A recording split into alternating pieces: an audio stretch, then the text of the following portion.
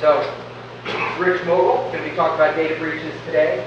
And this is kind of interesting. So, about 4 or 5 years ago, I started my first version of this presentation. I used to be a research vice president over at Gartner. And I used this particular title, Involuntary Case Studies of Data Breaches. And then I left Gartner, went on my own. I had to change the title, but basically did the same thing. Source Boston, the very first one was the first time I kind of gave this publicly again. And I kind of put it on the shelf a little bit. And the goal of this presentation is to get a sense of, easier to tell you the inspiration. So a few years ago, I was involved in a planning thing with a large energy company, one of the big gas companies. And one of the presentations I saw there just kind of blew me away. It was, I can't remember his name, is the guy that wrote Resilient Enterprise. And it was a lot of the same principles we talked about in terms of resiliency, survivability within organizations. But he talked about the real case studies of real companies and what happened there. Now this is great. This puts it in such wonderful context. We don't really have anything like that in security, mostly because we're never able to talk about it. And so what I did is I spent a lot of time doing research on various breaches, on the history of breaches, and some of this, pretty much everything we're going to talk about today is public. There'll be a few things that might slip out, but you'll never really have attribution to that, so it should be okay in terms of how things happen. They'll all be genericized enough. And the main goal is, when we look at history, the reason this stuff is important, this is even better. So the reason this stuff is important, and what we're trying to do today is provide the context around breaches. So instead of looking at, it's the new APT threat today, or it's the biggest thing this day, it's the biggest thing that day, what I want to try and do over the next 50 minutes is give you a sense of basically how this has evolved over time. And by over time, I mean starting in 1903, without getting too crazy history stuff. Until modern days, and doing so with a lot of specific details. Because everybody says, if you don't know those who don't understand the mistakes of the past are due to repeat it. I don't care how well you understand the mistakes of the past, you're still due to repeat it. Anybody here date more than one person in their life? Yeah. I had multiple bad breakups, and I did the same dumbass stuff every single time. And thank God I finally found my wife who, puts up with all of my garbage. That's the only, by the way men get married is they find someone putting up with their stuff. It's not because someone actually but we'll leave those bits out. Because it's pretty much human nature. We're going to make mistakes. We're going to make the same mistakes we made yesterday. We're going to keep making those mistakes. And while the past informs us about the future is actually called the future for a reason. It's sort of unpredictable. Everyone says, this happened in X date, or cloud computing is just a mainframe all over again. That's bullshit, okay? Just because something happened one way in the past doesn't mean it's going to happen that way in the future.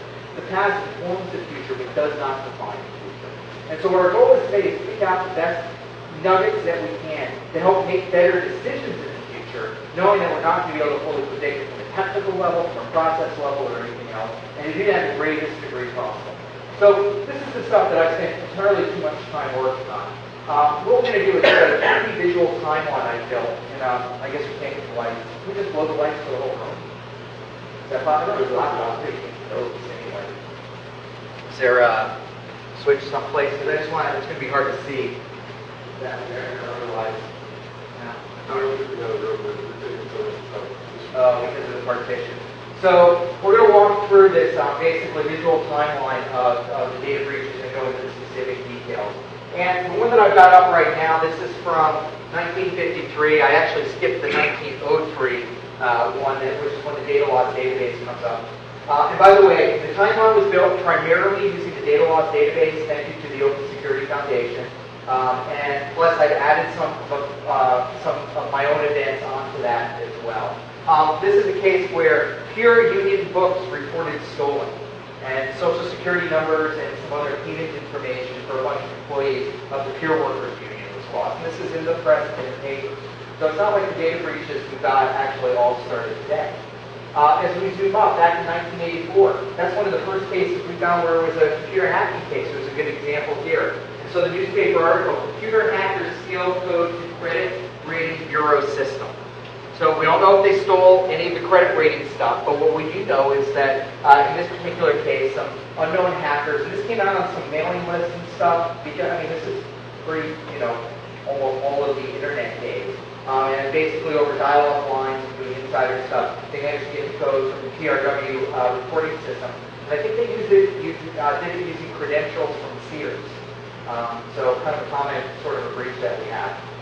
And then as we zoom forward a little bit, we get into one that's near and dear to my heart, December 23rd, the year 2000, egghead.com. So I woke up on the morning of December 22nd, and I found this in my email. This was the first time that I was subject to a data breach. This is a message from the CEO of egghead.com, because I was a geek apparently in 2000. Yeah, I know. Yeah, go figure. So, I woke up, I put my stuffed Captain Kirk and Spock on different sides of the bed. I lifted up my Star Wars sheets, the original ones, which are now back. Mine were a little threadbare at the time. Opened up my email, and this is what I got. I bought some stuff online at Egghead. And so the result of buying that stuff online at Egghead was free. This is kind of an interesting story, actually. Anybody else remember this one, involved with this one? Did you lose stuff? Admit it. You got nailed? No, I was included, but didn't get nailed. Yeah, I mean, nobody knows. We don't know the actual fraud tied to this. There were denials that there was anything actually lost, and then I found some reports later that said it probably was lost. They detected an intrusion on December 18th. Now, if you're a retailer and you find something, say, somewhere around December 18th, how do you feel? What happens, 7 days later? Yeah. They contacted Kroll to do the investigation. They notified the credit card companies, and on December 22nd, they had to notify all their customers, and they had to start canceling and reissuing cards December 22nd. Yeah. Yeah, not good. My card didn't get reissued, so my bank must suck ass or something along those lines, but a bunch of the other ones. This is Source. I use bad language in Source. If I do that at RSA, I get bad evaluation. So you're going to be offended by the bad language, speak now or don't write an evaluation. So they did a 20-day investigation. They said, well, we don't think any credit card information was lost. When I did the research, they had a certain level of detail about what was penetrated, doing the forensic investigations, the log, and everything else. They were actually monitoring fraud levels. Keep that in mind. It's going to come up later. And then, they ended up filing for bankruptcy later that year. These things happened. They were acquired by Amazon on November 26th. So, what did we learn from this? Well, it was really interesting. Most people thought, who here would think they went out of business with the breach right around Christmas? Anyone? It turns out that had nothing to do. And at Gartner, when I was still working at Gartner at the time, there was all this stuff in the press, never disclosed. Egghead went out of business. I mean, that's what was going on within the industry press for those of you who were in security back then. Well, if you did the research, you look at their numbers, Egghead was tanking long before this breach. They had gone from having physical stores to online-only stores, bad business management. There's all this crazy, you actually read the stories. I wish I could spend a whole hour talking about how screwed up they were in terms of the business management. And everybody equated this with the breach. I had access to the Nielsen numbers, the web tracking numbers at the time. Nielsen bought the company. And it turns out that their numbers were going way down before this ever happened. So they had nothing to do with the breach. And it inspired a short generation of about 5 years, where nobody would talk about a breach. And when I was in with customers, when I was working with users who got breached, and they were asking occasionally for assistance with Gartner, I don't know why, they would never want to disclose or never disclose. Well, look what happened to Egghead. We don't want to end up like that, without really knowing the facts behind the situation. So the metrics, of course, showed that that wasn't true. And the reality is we learned the wrong lesson from that particular breach. Well, let's start back into our timeline here and move forward a little bit. We've got some other breaches here. I'm not going to go into the ultimate detail on all these. Zip Davis, November 28th, hundreds of credit cards. Anyone remember that one? That actually ended up going to the FTC. And ZD had to pay reparations to the people whose credit cards were lost in that one. It was an online system. People were giving credit cards to buy one of their services or something else over at ZD. It got popped. I can't remember the details of how it got popped. And as a result, they went ahead, FTC ruled against them. They had to do credit monitoring as usual. Not that credit monitoring really does anything, but it's such a deal. One of my favorites was for Experian and Ford Motor Credit Company. Anyone remember this one? This one was, this is really interesting. So this was one of the first cases, although, as I showed before, happened way back in '84 with TRW and Sears with misused credentials.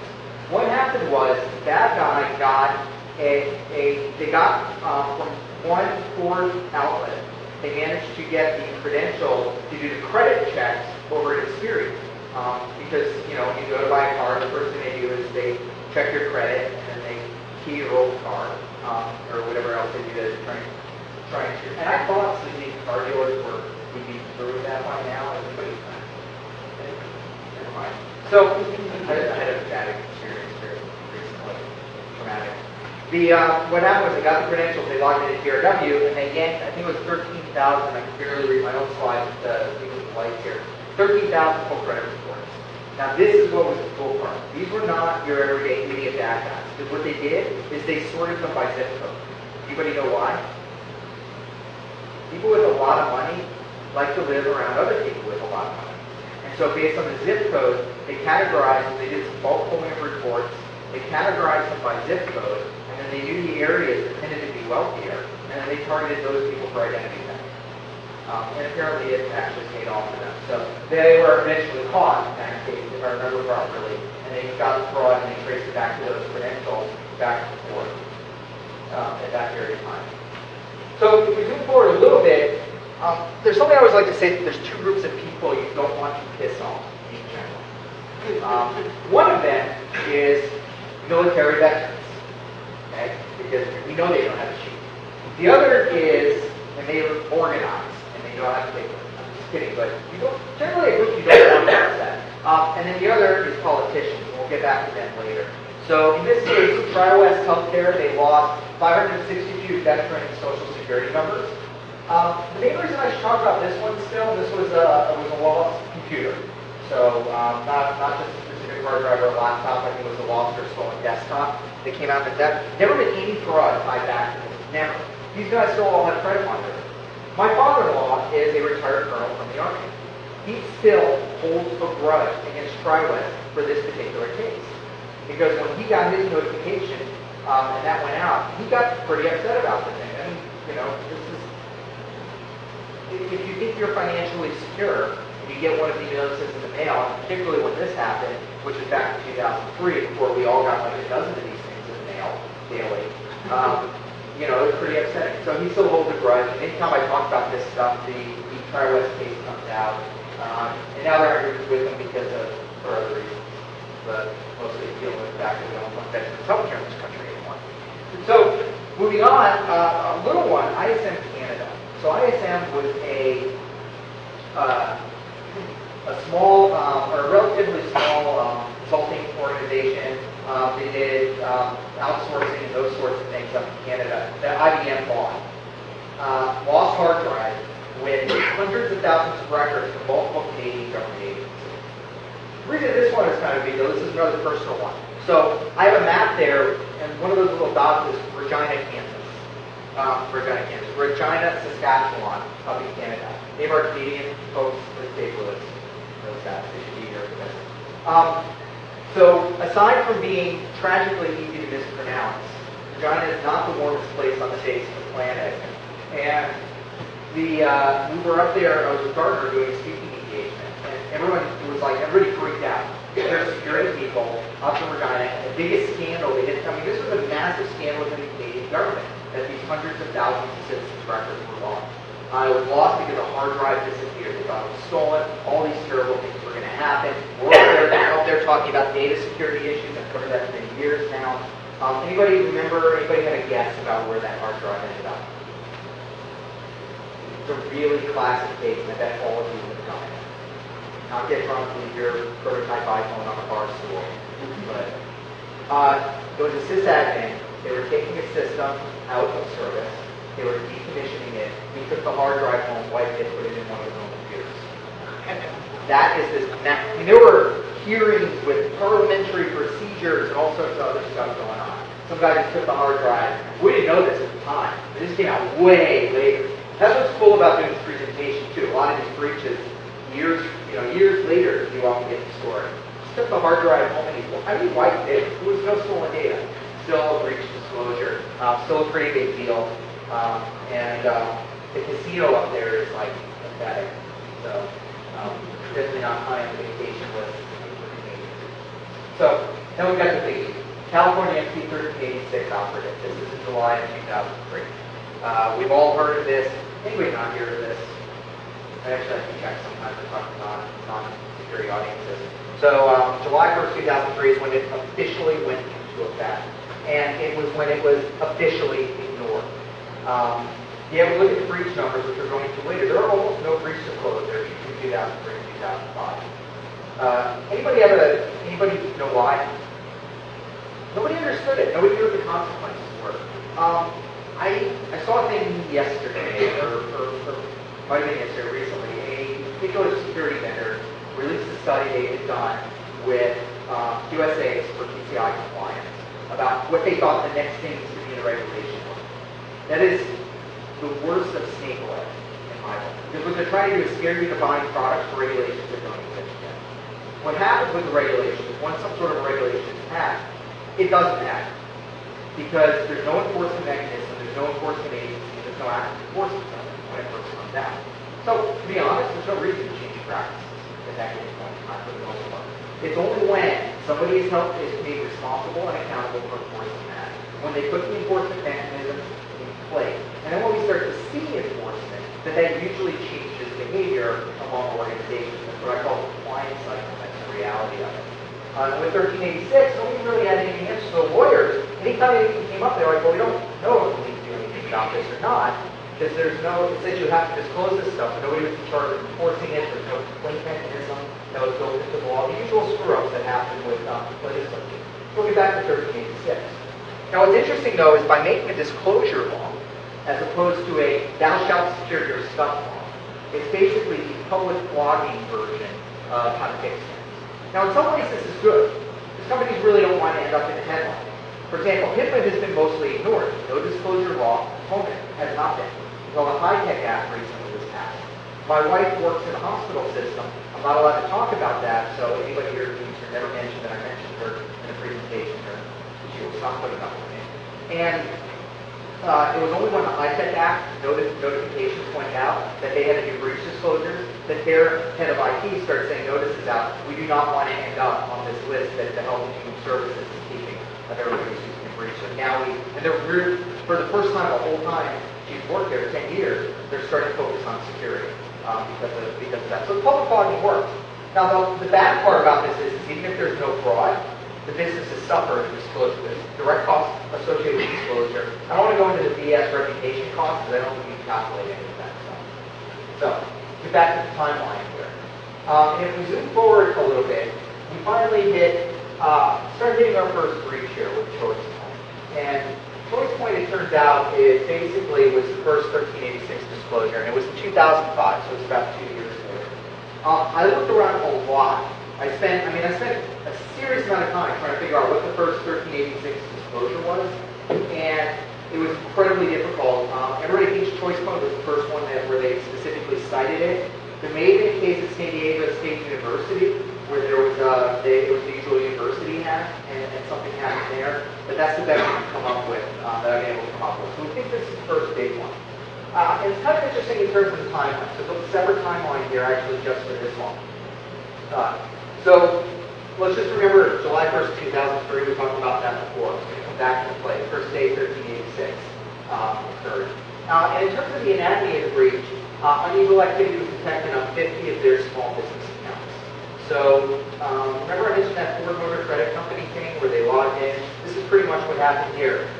Except what they found out was that those 50 accounts were created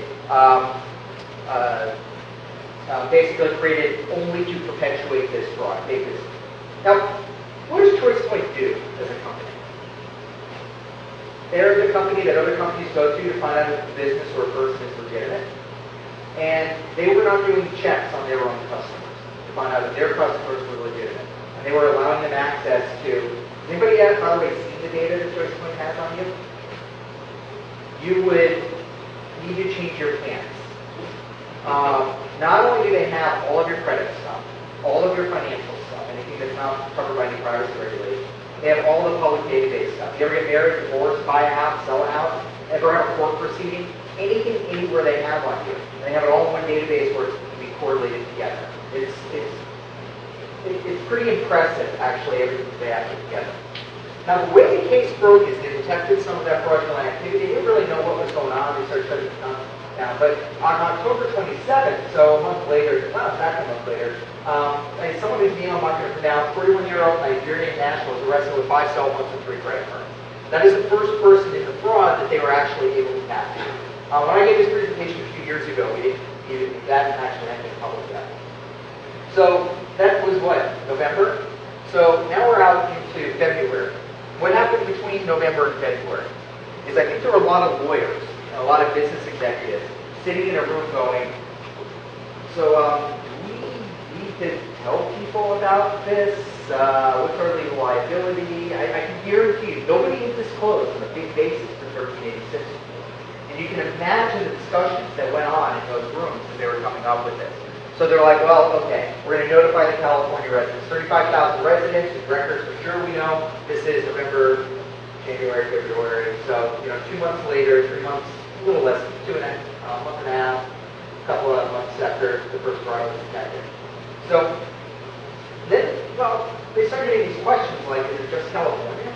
Did these guys only go after people in California? And so a few days later, they went ahead and revealed the fraud was not limited to California. And the 38 state attorneys general go, what about our people? So they didn't notify anybody who was out of California, because there was no law saying you had to. So if you don't know, the attorneys general was the senior law enforcement officer, basically, in any of these states. And so 38 of the states said, hey, what about us? We need some more info here. So they went ahead and demanded notification. So they added another 110,000 people, and then eventually the total was raised to 163,000 people who were notified. They only limited the scope of their investigation to July 1st, 2003. Anybody know why? 1386 went into it. They stopped investigating from before. Law enforcement officials who were involved with this case publicly stated they felt that about 500,000 people at least were involved. None of them had disclosure. Because ChoicePoint did the minimum legal of what they needed to do. Now, the CEO of ChoicePoint, I can't remember her name, but at the time she said, we've never seen anything like this before. Then the LA Times has their first story on March 2nd here. So if you look at the time, I mean, this is pretty tight if you look at this. I wish the resolution was higher or we could deal with the light issue here. But basically, the same thing occurred in 2002. It was in the Wall Street Journal. The exact same kind of fraud. They didn't change their business practices. So we think we're done, but we're not done actually at this point. Because there were multiple, so there was an FTC settlement that was involved, going into the numbers in a bit. On a class action lawsuit was settled for $10 million in 2008. So which was after I gave the presentation the last time I did this. So basically the timeline, 2004 to 2008, were the breach. And actually it goes into 2009 because they had another breach. So the 2009 one, most people don't know about. It's really, now ChoicePoint did a lot to improve their security.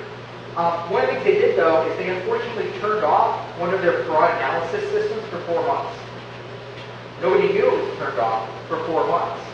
And of course, fraud occurred within those 4 months. Now as part of their settlement, they had to undergo some, security assessments and so on. Somebody finally figured it out. They turned the switch back on. They got that fraud stuff back on, but by that point the FTC was involved again. And they have to now submit bi-monthly reports to the FTC on their security around these things. And if we zoom all the way out to 2026, that is when the end of mandatory security audits related to the 2004 breach end. Yeah, 2004 to 2026. So 22 years that they're going to be involved with, that they're going to be dealing with it. What they have to do is, I believe, they have an annual third-party security assessment, and that data provided to the FTC. It's kind of cool when you actually look at the whole cases for these things. That's why I like giving this presentation, or why I redid the whole thing. Now, if we drop back into, there we go. It's a little tricky to actually do these slides. All right. So if we actually go ahead and we pull their losses together, their FTC settlement, the initial settlement, which was in 2006, I skipped that part of the slide, was for $10 million. They estimated $2 million in notification costs. 9.5 in legal and professional fees. They estimated the lost sales from business practice changes. That's what they did in their annual report because they're a big company and that's material loss. So they estimated that at $15 to $20 million. They set up a victims trust fund as part of their FTC settlement of $5 million. And then they settled the shareholder lawsuit in 2008 for $10 million. 10, 20, 40, 47, 7 plus 9.5. Big numbers for a company. And this one, what was the technical flaw? There was no technical flaw. This is purely a business case. And, you know, initially I almost wondered about including this because we're a technology-focused, you know, kind of group here. But the reality was the CISO had nothing to do with this. Now, he got fired anyway. Does anybody know why?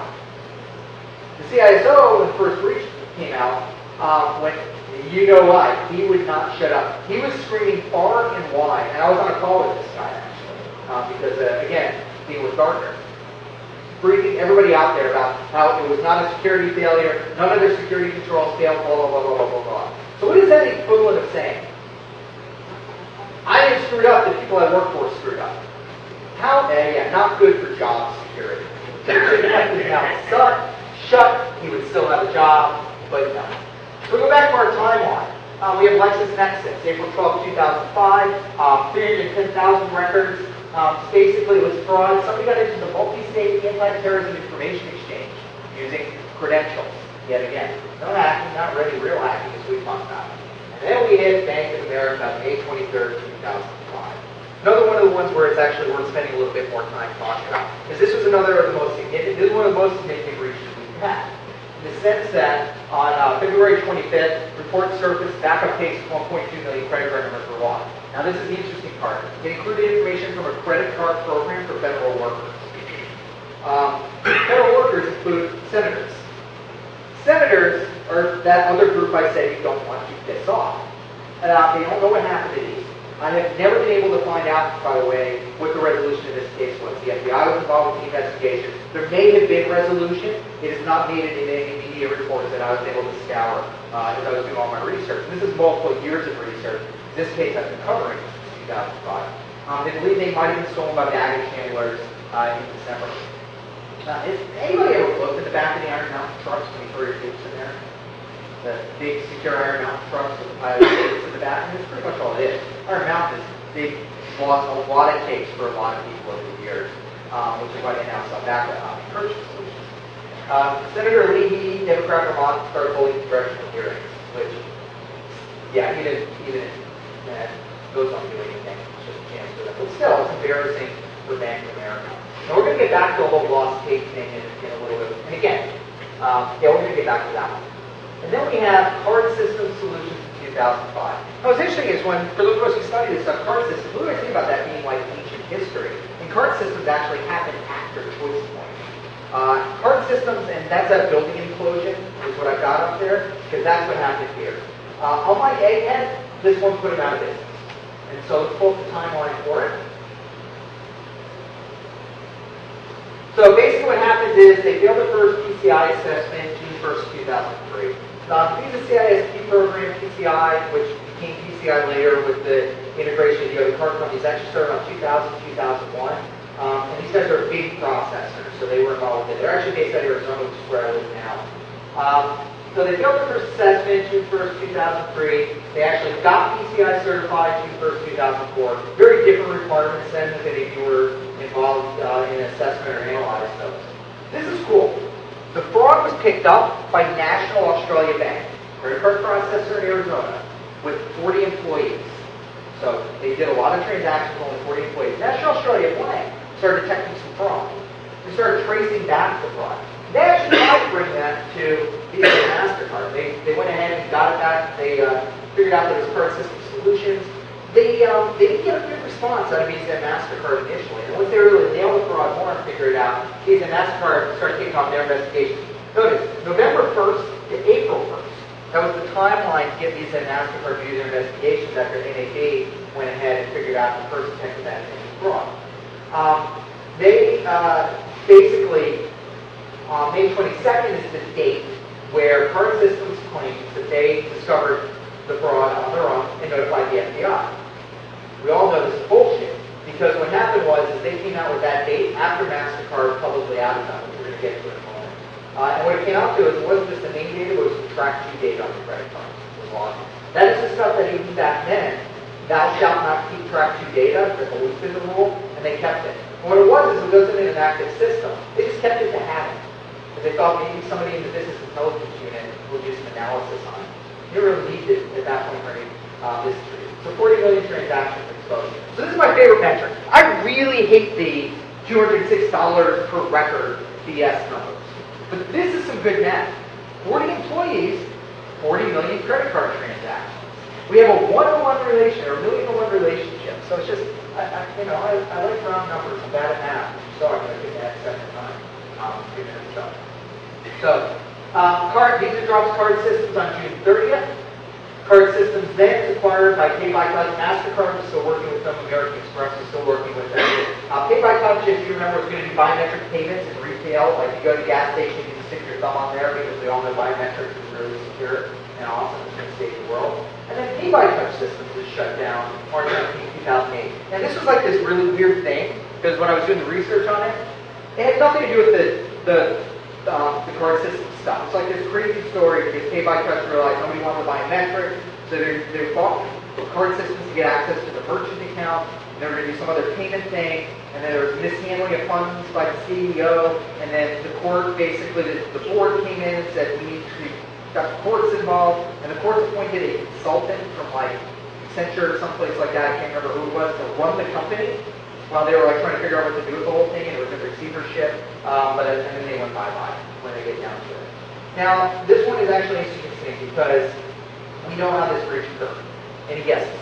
And it is not lost credentials. SQL injection. So, SQL injection back in 2005. Anybody know what kind of SQL injection? It's the most popular one, even today. XP command shell. So, Windows SQL Server, particularly back then by default, now you have to manually turn it on, but back then by default, if you don't know, an XP command shell, which is if you can inject a SQL command that will launch a command shell on the host. And so what you would do is they could do the SQL injection and pop the command shell out. Very common. As a matter of fact, we're going to get back to that in a few years of the timeline here. So really interesting because now we've talked about the lost tapes, we talked about bad credentials. Now we've got SQL injection. This is one of the first big cases, at least in terms of something going public. But it's time that we need to have a little segue and talk about statistics. So we're going to provide context. We actually got to look at the numbers, not just the case studies around this thing. And I think this is important to read before we get too far into statistics. For those that haven't seen it. So, sorry, math geeks love this one. Like, what's 2 plus 2 equals 5 for very large values. 2 equals 5. 2 hydrogen atoms are walking down the street. One was an electron. I'm positive. Okay. Now, most of the numbers, pretty much all the numbers I'm pulling here come from the Open Security Foundation. They are openly stored. Now, the way these numbers work, we need to talk about this and put things into context, is the OSF basically builds their database based on public disclosures. So they have an army of volunteers that scour the media sources. When they see something in the breach, it gets reported. They pull it together, they throw it into the database. We're talking a little bit about the limitations of that, but it's still pretty interesting to trending. We look across the years here, we see that, you guys can see this. See this. That's worse. So, I was worried about that when I was doing the slide. They can use brighter colors here. Well, if we look, we've got almost no reporting. A little bit of a bump around 2001. These are the numbers of incidents. Then 2004, 2005 is this low. And then it goes up to there. And then we get up to there. And as we go across, and it's kind of interesting. So for example, 2008, we saw a big spike. We saw a decline in the number of incidents in 2009. And obviously 2010 is still low because we're only partway through the year. We can actually correlate that, this one might be easier to read, by the number of people who are affected by pulling the numbers together in terms of actually, instead of how many incidents went ahead and occurred. And they sort of match up for the most part, the affected versus the number of instances per. The problem is when we're looking at this, we have to read between the lines. Because, for example, not all of the reports show you how many records were breached. So we're reminding the database for this stuff, we have things like 0. And yet on the same couple of days, March 26th, we have one that's 1,200,000, no, it's 12,500,000. Does anybody even remember that BNY Mellon shareholder services breach? I don't actually. And I track this stuff. And I missed a 12 million, record breach associated with it. So the numbers are skewed. So what we need to be very cautious about is drawing too many conclusions. How many people have seen a vendor press release that says there were X% more breaches this year than last year? Were there X% more breaches this year than last year, or records affected?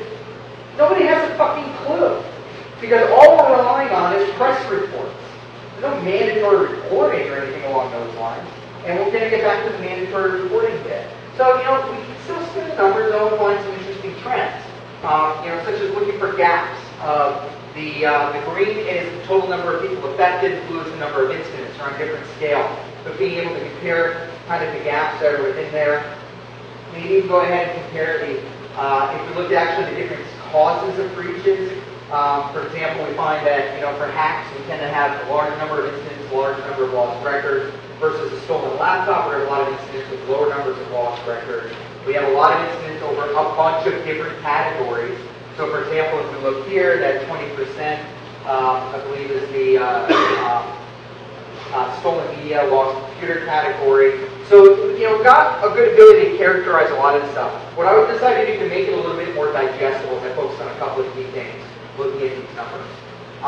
Consolidating instance by type. And what I did is, said, what my purpose is as an analyst, researcher, I care about lots of stolen media, hacking web-related incidents, versus fraud, that's the people, social engineering sorts of things, email leaks, unknown, snail mail. Those were the ones I consolidated a bunch of categories into those to look at some of the trends.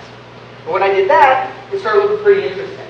If we look at the incidents by type, in the reporting database, 50% lost stolen, laptops, hard drives, USB, CDs, those sorts of things. Anybody surprised by that number? I'm not. I mean, that's what drove the headlines per month. There's tons of breaches I left out that if you could actually read the timeline, you can see. If we actually look at the number of people affected by type, though, we find that it totally reverses. This is the trend that I have confirmed through other sources that we're going to get to.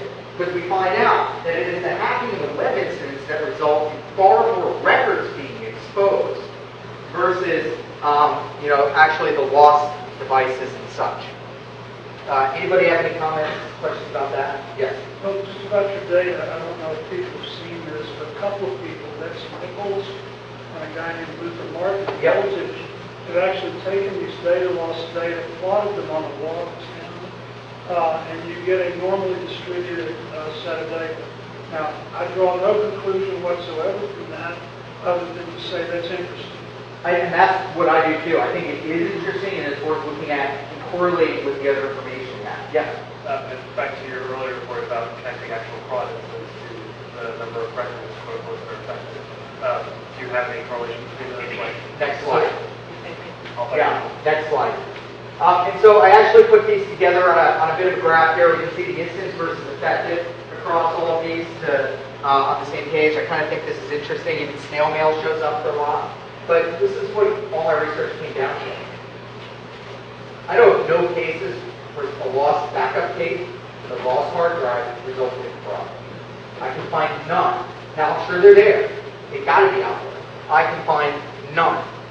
No public reporting. Does anybody know of any? Or results in financial fraud? None. How many people know of direct financial fraud associated with the web hacking stuff? All of us. So there's a clear difference. This is why we have to look at those numbers in context. Does that answer the question?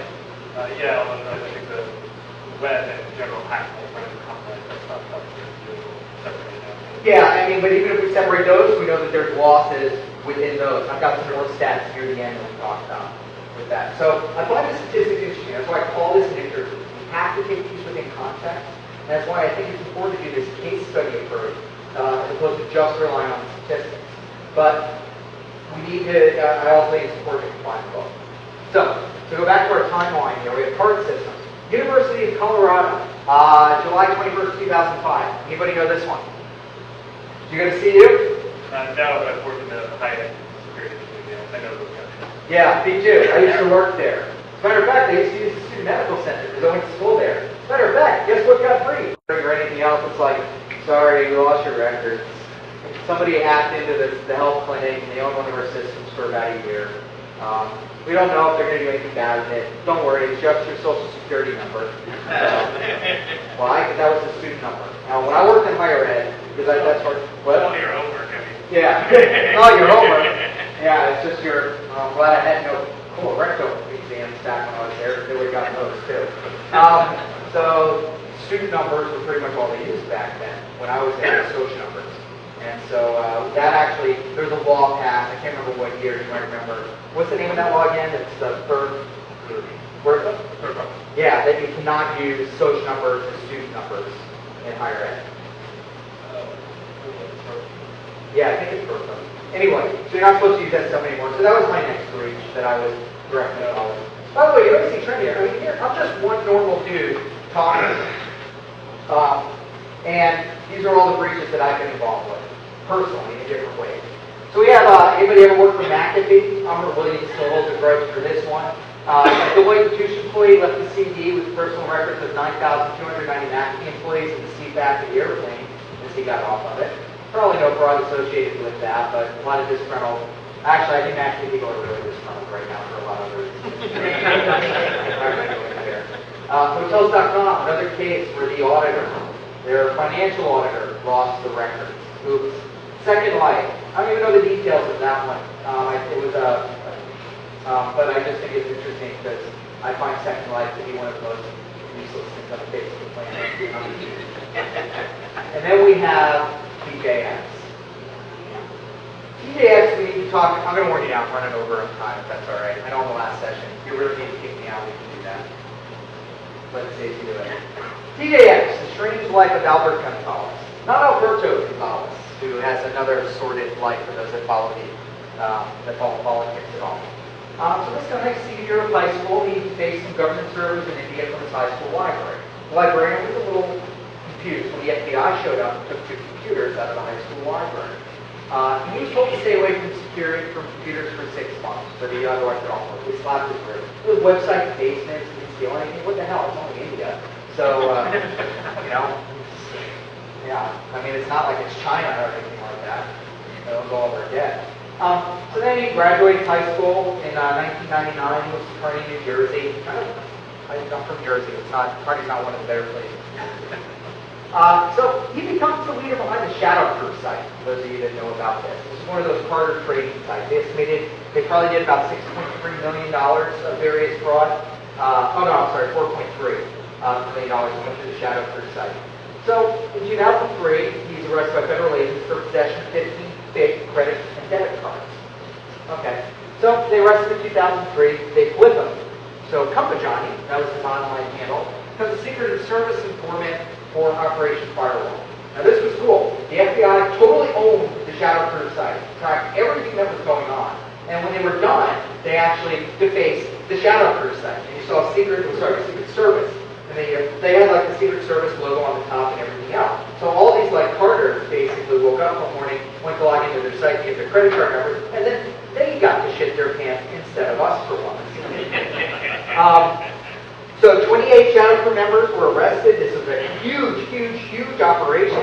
Turned out the FBI was investigating them at the same time. There was like an FBI agent who was trying to arrange a buy with Gonzales, who was working for the Secret Service at the same time.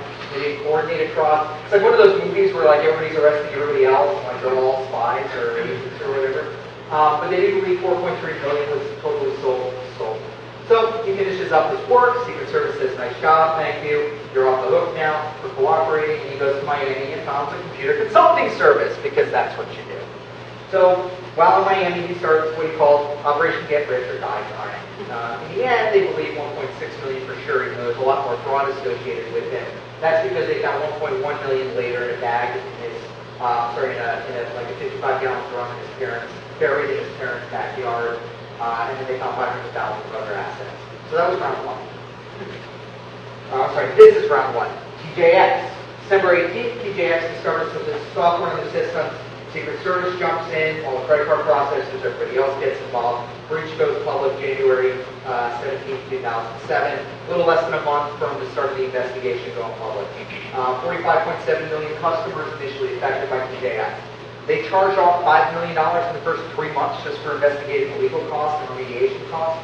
Estimated losses totally rose up to $256 million.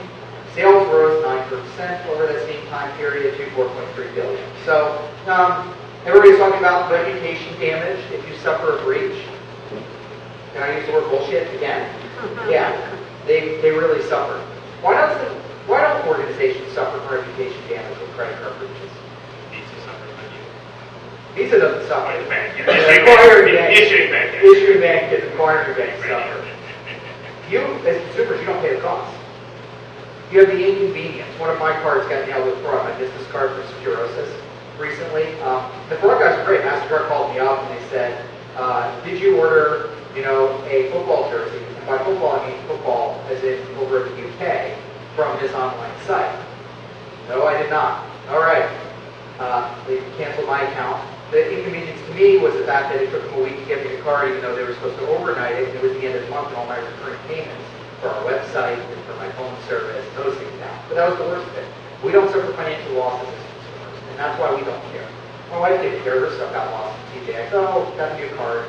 Okay, it's got a better picture on it, a little code with word off the back. We're good to go. Yeah. That's pretty much the convenience. Question. Yeah. I've heard different numbers of people impacted by TJX because I heard that the 4.5 million people impacted, that was mostly just a card number, and there was no names associated, but there was maybe about a 250,000 people that returned an item, and they had their name, credit card, driver's license. Nobody knows for sure how much fraud was. They know for sure real fraud was associated with this, and I actually have the fraud numbers on the next slide. When we talk about those. Yes. I've really thought this quite a lot. You have to keep reading their SEC filings because these estimates keep going up and down. Yeah. As they settle things, they lower it. As they get sued, they raise it. I don't think the number's quite that high, but it's still a really big number. Yeah, that's the estimated, or we get the actual fraud costs, which came out from the court proceedings on the next page. The breach went back to at least 2005, while Gonzales was still working for the Secret Service. So banks are actually, they were trying to get class actions done. I should have pulled that slide off because of that information is a little out of date. But in the court filings, fraud-related charges for Visa alone, they said on the record it was 68 million to 83 million of fraud that they confirmed into this case. Who knows whether or not that's real? They're going after TJX in court and everything else. They did have reports from 13 countries, and the estimated 94 million records were exposed. And I want to congratulations can apply to all this. How did this happen? We know how this happened. It was web hacking. They drove up and down US 1 in Miami, and they started breaching organizations that had weak web encryption. Now, anybody see the 60 Minutes story that was kind of on this stuff? Well, it's kind of funny. So I pitched that story to the producer, met with them. I came out to Phoenix and drove around. I did some wireless sniffing for him. He's telling me where the camera's going to be, where the install's going to be sitting. I'm like, well, you realize I'm not going to break into these networks. That's kind of illegal. I will tell you that these are encrypted with a weak technology, and we can deal with that.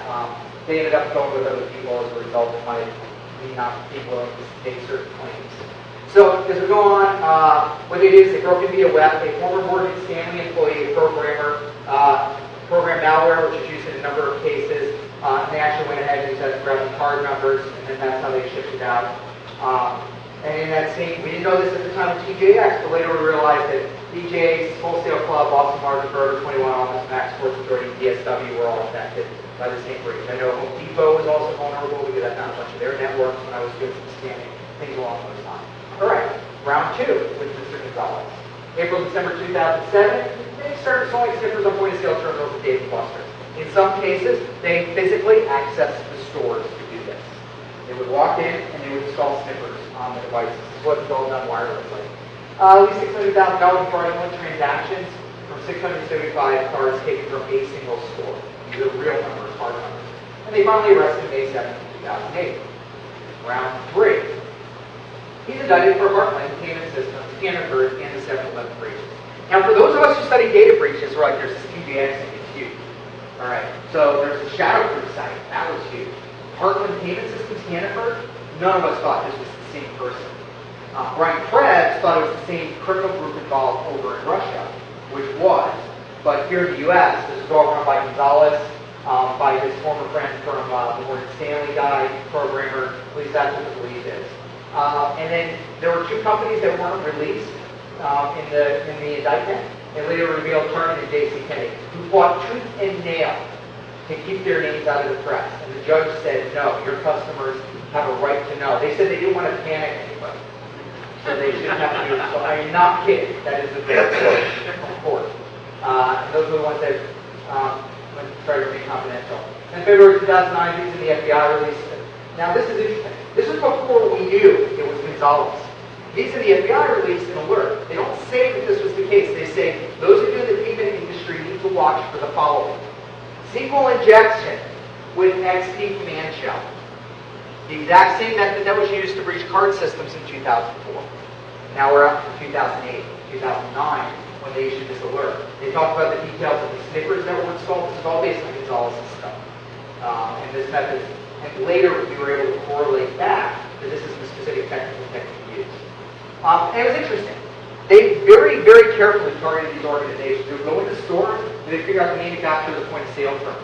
That's the way how they would figure out how to crack the encryption and stuff, or figure out what the servers were, where the cards were, target out to the back end. In Heartland's case, they did the SQL injection, and they got it. Heartland actually had separated out their transaction stuff from their non-transaction stuff. This is Bob Carr, the guy that went to sell all of his stock before publicly reporting that they didn't breach. And you can look that one up on your own. So what happened was is they got into an employee system on the non-transaction part of the network. They got malware in there. They managed to hit a dev unit through their sniffing around, a developer or an administrator. And when he VPN into the transaction side, and literally somebody who was involved in this told me that connection was up for like 15 minutes, and that was enough that they just happened to be watching that system at that time. Yeah. Several bars from this, but they were PCI compliant. Everybody was PCI compliant. Well, no. Nobody has ever been PCI compliant who's been breached. Ask Bob Russo, who is the head of PCI. And I met with him. I said, what are you talking about? He goes, well, no, they're all non-compliant. We only do the assessments anyway. I go, yeah, of course they're non-compliant because you could always find something after the fact to make them non-compliant. Okay? Because nobody is perfect. And they don't do the assessment in enough depth to know if somebody is compliant everywhere across their system. But your point, they got into the non-transaction side, PCI won't even look at that side. No, it doesn't even look at it. Yeah. It's not. It's out of the scope of the audit. So it's because somebody VPN'd in though. That made them non-compliant. They didn't have the right login. I've heard that one before. They would have caught it if they were looking at their logs. I have been told that by people at PCI on certain breaches. I'm like, come on. Just, I know you have to do what the card brands tell you to do, but that's just disingenuous. I mentioned they would physically find stuff, and then they had to determine who the payment processing systems were. You know, these guys did a lot of work. I mean, they were getting rich or dying trying in the process. Let's go back to our timeline for a bit. So we have all that stuff happening with Gonzales. We had Val. Val gets breached. I only put that in there because Val has also had the intellectual property loss. Half-Life 2 code got lost many years ago. Somebody got in. And I know some other video game companies actually did a huge deal with their code getting hacked. We had our next one over here, HM Revenue and Customs. This was huge over in the UK. Many millions of records because this is the tax company, the tax people, and over in the UK, and all of the stuff got exposed. Now, did they really get exposed? No. They put a CD in the mail between one ministry and another ministry. Now, a junior staffer was blamed for this. It's always a junior staffer, by the way. Always a junior staffer. I took out the case of the Veterans Administration. Same thing, a junior staffer sort of a thing. Turns out everybody was doing this. The internal investigation said, no, you guys are lying out of your teeth. This was fully approved. That's how you exchange your data. But big political repercussions there. Forrester Research, December 5th, 2007. I was hoping Andy was going to be in the room, but It's not. Oh well, nobody else is going to get that joke. That one's meaningless. Gardner got briefed once while I was there. Eli Lilly. This one is great. Eli Lilly. So, you know that autocomplete thing on email? So if you work for, you guys can't read this really well. If you're the outside legal counsel, and in your autocomplete, you have the name Alex Berenson, who is a reporter for the New York Times. And you also have the name Bradford Berenson, which is another fellow legal counsel. You want to make sure you pick the right one when you send your email. The internal legal counsel emailed the entire case file of a $1 billion government settlement between Eli Lilly and the U.S. government for fraud to the New York Times reporter. This is the equivalent of Apple walking into Gizmodo's office and going, "Here, the next iPhone. You want the new iPad? How about OS 12? Two months of money won the lottery. Yeah. Oh my God. And they were freaking out. So like, the story comes out. First, the phone calls start, and they're freaking corporate, internal corporate like security. I mean, it's a pharmaceutical. They got big security. They're investigating. They're running around. I mean, they're going nuts trying to figure out where this leak is. And then they finally trace it back to the outside. You know, and the New York Times first. I got the case file. What, guys? An email disclaimer at the bottom that says this was intended for you.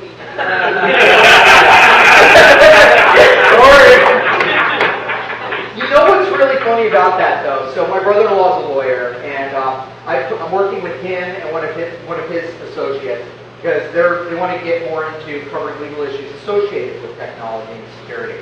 And I said, why don't you do a blog post for us talking about how worthless those are? I'm like, you know they're worthless. We know they're worthless. He goes, yeah. Why do you do it? Because we're lawyers. They cover our ass. I mean, that's why those things are on there, even though it doesn't mean anything. So we get back to our timeline. I skipped around a little bit. We have Hannaford. That's, Albert Gonzales, you figure it out. We have Dave & Buster's in 2008. We have Countrywide. They got breached. There's now a class action lawsuit of a few hundred people against Countrywide. Because Countrywide basically said, oh, you're not at risk. We're not going to do anything for you. Customers got said, no, maybe not. Well, we have RBS World-Pay. This one's huge. It's the last in-depth one I'm going to do, and then I'll let you guys get out of here to your beers and stuff. So I'm 55 minutes, not that late. RBS World-Pay. Hack occurred November 10th, 2008. Of the 1.5 million records compromised, $9 million direct losses for via ATM. That occurred because the first attacker identified vulnerability in one of the RBS systems. So this is a guy over in Estonia. Calls up a buddy of his and says, I found this one in, I don't know what to do with it. Buddy goes, I know what to do with it. His username and password he found to get into the system. They got in, they got access to the database of ATM account numbers and PINs. I believe they used shared memory monitoring attack on this one, memory parsing attack. I'm not 100% sure on that malware. That's definitely not public from what I was able to find to confirm that. That's the rumor I heard. And that's how they got the PIN code, I think.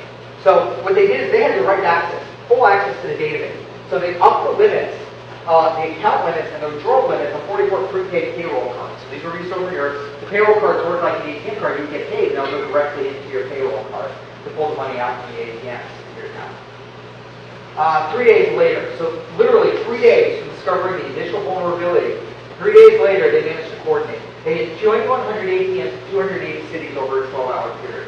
The guy who was responsible, this is fucking amazing. So the guy who was responsible for the attack is sitting there and actually watching the database in real time. Why? Because the people that they sent out, the mules, got kicked 30 to 50% of what they were pulling out of these ATMs. And so he was in there logging how much money everybody was taking out of each card that they had signed to the mule, so they had an enforcement mechanism to make sure that they got paid. And the mules didn't just take the cash and run. They tried to monitor and cover their tracks in real time. RBS officials did very quickly detect this attack, very quickly got authorities involved. They didn't erase enough of the logs, they were able to trace it back and arrest these guys months later. Really, really amazing. Awesome case of hard work. And this is a direct quote, which is early detection of fraudulent ATM activities in Estonia, which is where they detected it. They got an immediate response out of the Estonian police. I immediately identified like 3 people who were in custody over in Estonia. Is that where one of the Gilbert characters comes from? Yeah, sorry. They're extraditing somebody. They did cooperation between the Hong Kong police force, the FBI, the Estonian criminal service, and I can't remember how many other countries where they went through all this. Netherlands police. All these international guys went out. This is who our PPF guy was. Really, really awesome case of law enforcement. Didn't prevent the breach, but they managed to get it quickly. Indicted by federal grand jury in Atlanta, November 10th, 2009. And the other people, this is the names of the people who were involved. That was from the front of this article. So that was pretty cool. Pretty amazingly cool how they did the attack. Very sophisticated and pretty cool in terms of how law enforcement was on it right away. And then Martin King system. Now this is where the question comes up about disclosure, because I know personally this is a payment processor. I know of a case, and David and I were talking about this, about disclosure of intellectual property stuff. This is actually a financial fraud. I know of a case where somebody publicly reported a breach, brand name you would all know. I talked to their CSO. He's like, Rich, we were breached, but it wasn't us. It was one of our transaction partners. I think it was the process. It was our customers, which is why we had to notify them. There were 4 or 5 other competitors that also had their information breached in that incident, and not one of them publicly reported. Further needs. Why isn't Jordan notified on them and not on the processor in this case? I'm trying to remember the I details don't know. of it. Yeah, and that's my fuzzy memory. I think it was because these are financial services companies, so it was something about it was part of their ecosystem. It wasn't a straight credit card processor situation, which is why I'm trying to remember where it was. So none of those other companies disclosed. So this is why we got to be cautious with the statistics. We really think, maybe 10% is my guess, 30% tops is what we disclose. Then we have intellectual property laws. Wall Street Journal reported the F-35 planes were stolen from Lockheed. Now, Lockheed claims the planes weren't stolen, that it was just maintenance manuals. Nobody knows for sure. Either they're covering their butts or China has the F-35. They certainly know how to fuel up the F-35 if they manage to get any of them from us physically. It could happen, I don't know. And then, moving along to August 17, 2009, Gonzales is finally indicted. We have the ChoicePoint breach, October 28, 2009. Remember all the way back? Those of you who've been here the whole time in the timeline? ChoicePoint kind of helped start all of this. They got breached again, and that's when they turned off their system for 4 months. And they had multiple months of, having to report. I think it's 2 years. They have every other month they have to report their security status to the NBC. Then we have the attack of the APT, losing their stuff from China. The first time I was exposed to this was in about 2005, 2006. I was over somewhere in Asia, I can't disclose. Met with people and they told me the Chinese were stealing some of their stuff.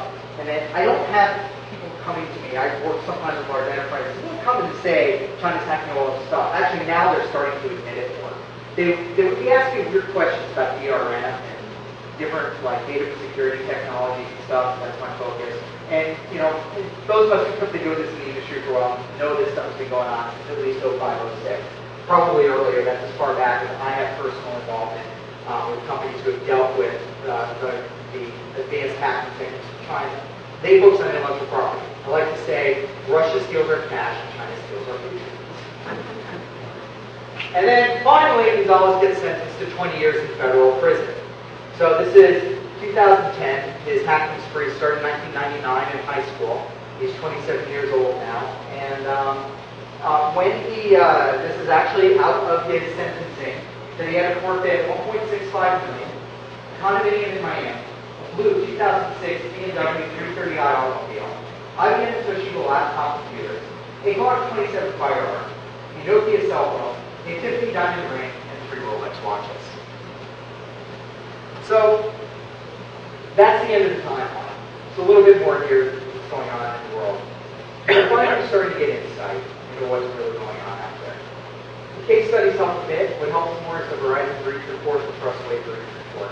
These are incident response organizations anonymizing and throwing their statistics out of when they're called in. Now these are still skewed. That's why I still do this whole presentation. These guys mostly deal with retail and financial customers related to these CI incidents.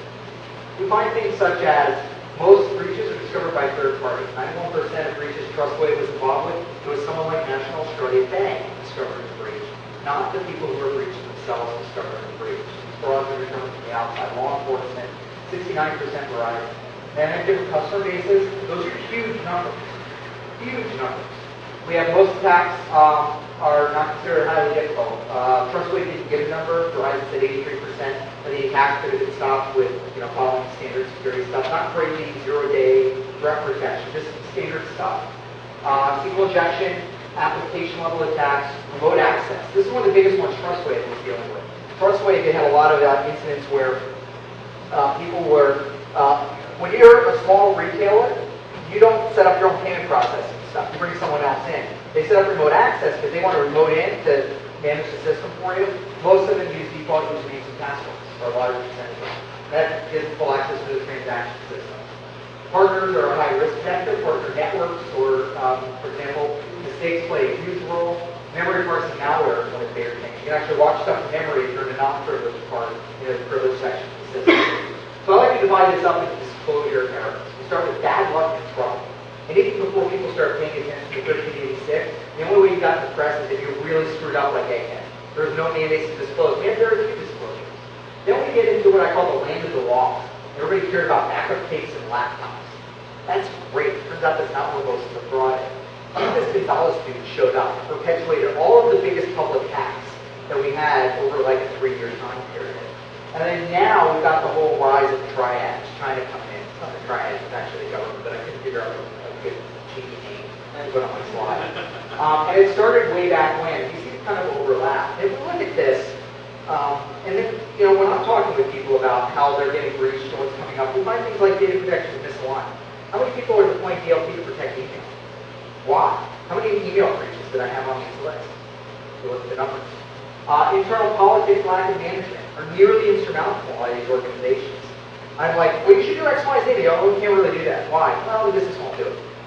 So does the business care about this? Well, yeah, great. What do you expect me to tell you? The magic black box? I mean, Harry Potter is not going to write in on a freaking unicorn to protect your data. You are on your own here. If you can't get to this process changes, you're out of luck. We are seeing some organizations take it seriously, but I'm telling you, a lot of them don't, and that's unfortunate. I have 2 types of calls. Very cool call where I look at the client. A lot of the cloud stuff is along these lines, figure out how to do secure systems and everything else. And then I have the ones that I describe as group therapy. They want to just talk to an outsider to tell them that they know they need to do the right thing and they can't do the right thing. And then the call pretty much ends up being a bunch of therapy.